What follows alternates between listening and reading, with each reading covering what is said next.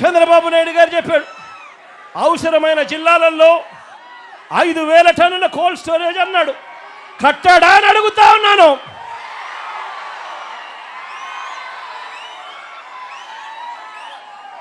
జోన్తో సంబంధం లేకుండా జోన్ వెలుపల ఉన్న చెరువులకు కరెంట్ సబ్సిడీ ఇస్తానని హామీ ఇచ్చాడు. మరి ఇచ్చాడా అని అడుగుతా ఉన్నాను చంద్రబాబు నాయుడు గారు. ట్రాన్స్ఫార్మర్ ధరలు తగ్గిస్తానన్నాడు, తగ్గించాడా అని అడుగుతా ఉన్నాను. గట్టిగా ఇలా ఇలా ఇలా ఇలా ఇలా ఇలా ఇలా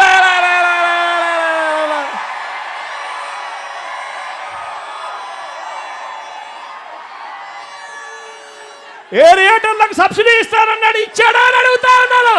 ఇలా ఇలా ఇలా ఇలా ఇలా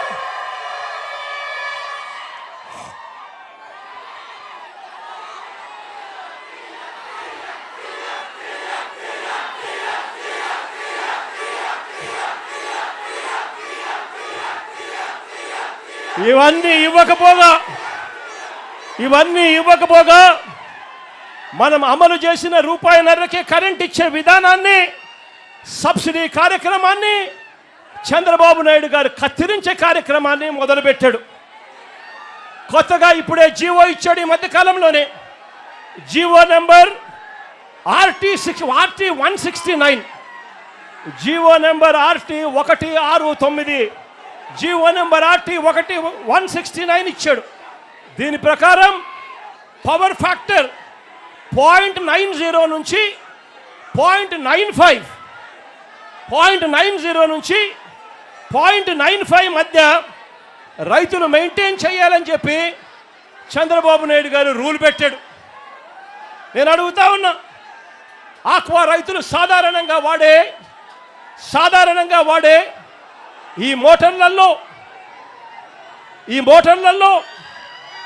పవర్ ఫ్యాక్టరు 0.78 మాత్రమే ఉంటుంది. ఆక్వా రైతులు వాడే ఈ మోటార్లలో పవర్ ఫ్యాక్టర్ పెరగాలి అనంటే మళ్ళీ రైతులను కెపాసిటర్లు కొనాలి. కెపాసిటర్లు కొంటే తప్ప నుంచి పవర్ ఫ్యాక్టర్ పెంచే కార్యక్రమం జరగదు. మరోవైపున చూస్తే కొత్తగా ట్రాన్స్ఫార్మర్లు ఇవ్వడం మానేశారు. కొత్తగా ట్రాన్స్ఫార్మర్లు ఇచ్చే కార్యక్రమానికి మానేసి చంద్రబాబు నాయుడు గారు ఇంకా దారుణంగా ఏం చేస్తూ ఉన్నాడు అనంటే, కొత్తగా కెపాసిటర్ల సంగతి దేవుడెరుగు, కొత్తగా కనెక్షన్లు ఇచ్చే వాటికి ఏకంగా పెండింగ్లో ఉన్నవెంతో తెలుసా? ఏకంగా 12,000 కనెక్షన్లు ఈరోజు పెండింగ్లో ఉన్నాయి. కొత్తగా కనెక్షన్లు ఇవ్వడం లేదు, ట్రాన్స్ఫార్మర్లు ఇవ్వడం లేదు. పవర్ ఫ్యాక్టర్ పేరుతో చంద్రబాబు నాయుడు గారు ఆక్వా రైతులను అన్యాయం చేస్తూ ఉన్నాడు. మరోవైపున ఇదే చంద్రబాబు నాయుడు గారు ఏం చేస్తూ ఉన్నాడు అనంటే, ఇదే చంద్రబాబు నాయుడు గారు కోతల మీద కోతలు వేస్తూ ఉన్నాడు.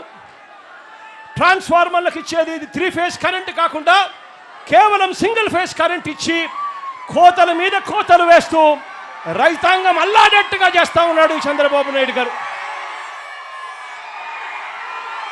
ఈరోజు రైతాంగం జనరేటర్లు పెట్టుకొని ఈరోజు ఆక్వా సాగు చేయాల్సిన పరిస్థితిలో ఈరోజు రైతాంగం ఉంది. నేను అడుగుతా ఉన్నాను, జనరేటర్లకు పెట్టుకొని ఆక్వా రైతులు సాగు చేయాలి అని అంటే ఇది సాధ్యమయ్యేదా అని అడుగుతా ఉన్నాను. 2 చేతుల పైకెత్తి ఇలా ఇలా ఇలా ఇలా ఇలా ఇలా ఇలా ఇలా ఇలా ఇలా ఇలా ఇలా ఇలా ఇలా ఇలా.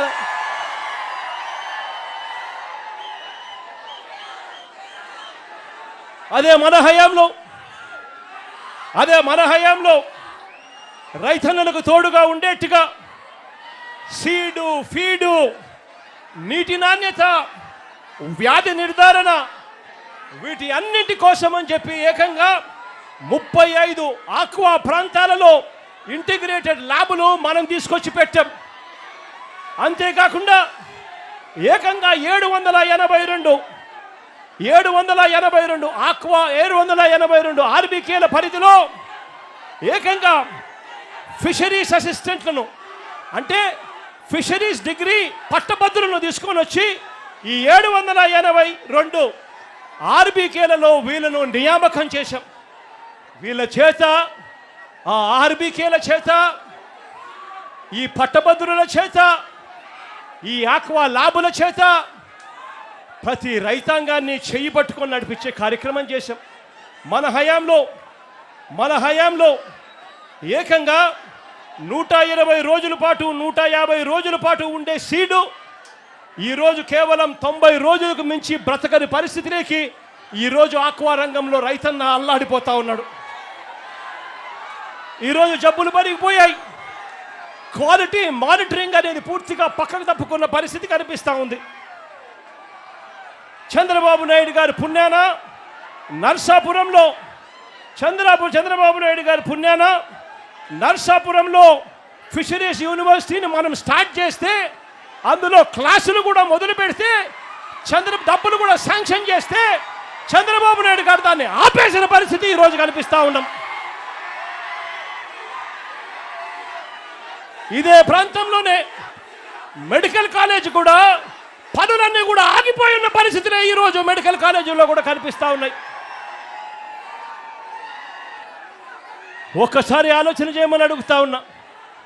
మనసున్న పాలకుడు ఉంటే, రైతాంగం పట్ల నిజమైన ప్రేమ చూపించే పాలకుడు ఉంటే, మన హయాంలో వైఎస్ఆర్సీపీ ప్రభుత్వ హయాంలో చేపలు రొయ్యల ప్రొడక్షన్, చేపలు రొయ్యల ఉత్పత్తులు చంద్రబాబు నాయుడు గారి హయాంలో 39 లక్షల టన్నులు ఉంటే, వైఎస్ఆర్సీపీ ప్రభుత్వ హయాంలో అవి ఏకంగా 51 లక్షల టన్నులకు పెరిగాయని చెప్పి కూడా గర్వంగా కూడా చెప్పగలుగుతారు.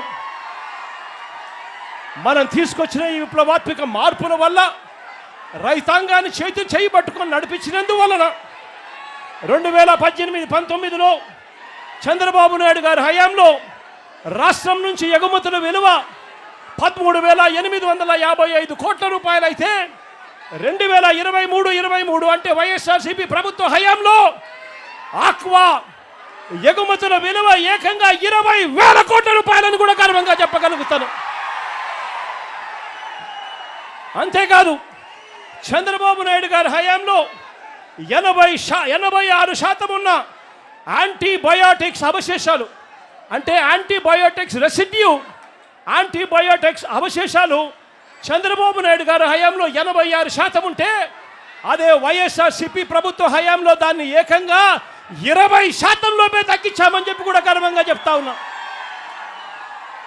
ఇలా తగ్గించగలిగాం కాబట్టే ఎక్స్పోర్ట్స్ పెరిగాయి, తగ్గించగలిగాం కాబట్టే రైతాంగాన్ని చేయి పట్టుకొని నడిపించగలిగాం కాబట్టే ఉత్పత్తి పెరిగింది. 2021-22 వైఎస్ఆర్సీపీ ప్రభుత్వ హయాంలో, 2023-24 వైఎస్ఆర్సీపీ ప్రభుత్వ హయాంలో వరుసగా బెస్ట్ మెరైన్ స్టేట్ అవార్డును సెంట్రల్ గవర్నమెంట్ చేత వైఎస్ఆర్సీపీ ప్రభుత్వ హయాంలో రాష్ట్రం పొందింది అని కూడా గర్వంగా కూడా నేను చెప్పగలుగుతాను. ఇవన్నీ మనసున్న ప్రభుత్వం మనసు పెట్టి చేస్తే రైతులను ఎలా ఆదుకోగలుగుతుంది, రైతులకు ఎలా తోడుగా నిలబడగలుగుతుంది అని చెప్పడానికి ఈ రెండు ప్రభుత్వాల మధ్య తేడా కనిపించేట్టుగా మీ అందరికీ కూడా సవివరంగా వివరించడం జరిగింది. ఇవాళ ఈ సందర్భంగా మీ అందరికీ కూడా నేను ఒకటే హామీ ఇస్తా ఉన్నాను.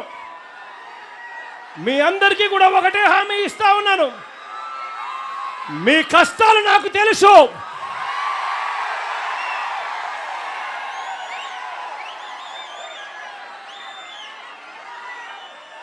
నేను ఉన్నాను అని మాత్రం మీ అందరికీ చెప్తా ఉన్నాను.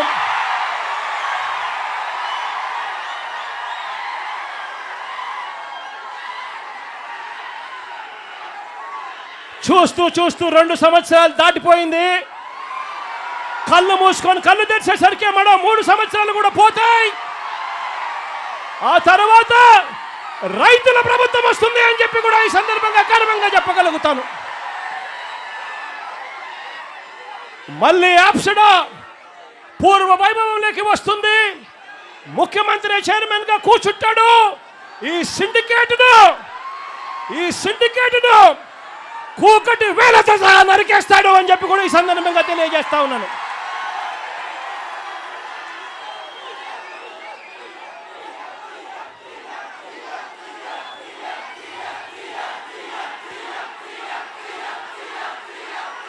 అంతవరకు ఈ ప్రభుత్వం మీద ఒత్తిడి తీసుకొచ్చే కార్యక్రమాలు ముమ్మరంగా సాగుతాయి.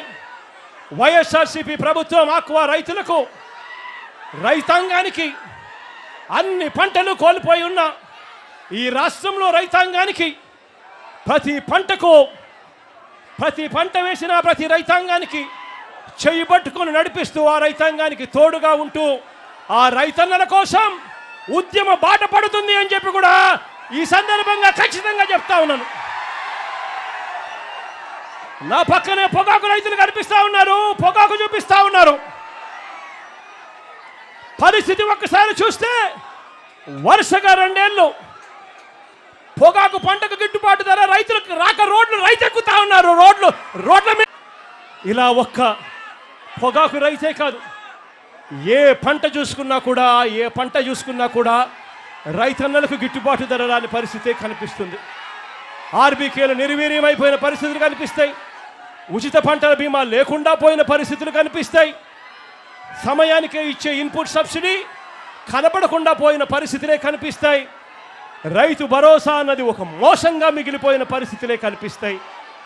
ఈరోజు ఇటువంటి బాధాకరమైన పరిస్థితిలో ఉన్న ప్రతి రైతన్నకు వైఎస్ఆర్ కాంగ్రెస్ పార్టీకి చెందిన ప్రతి కార్యకర్త తోడుగా ఉంటాడు అని చెప్పి ఈ సందర్భంగా మరొక్కసారి భరోసా ఇస్తూ మీ అందరి ప్రేమానురాగాలకు, ఆప్యాయతలకు 2 చేతులు జోడించి పేరున హృదయపూర్వకంగా కృతజ్ఞతలు తెలుపుకుంటూ సెలవు తీసుకుంటున్నాను.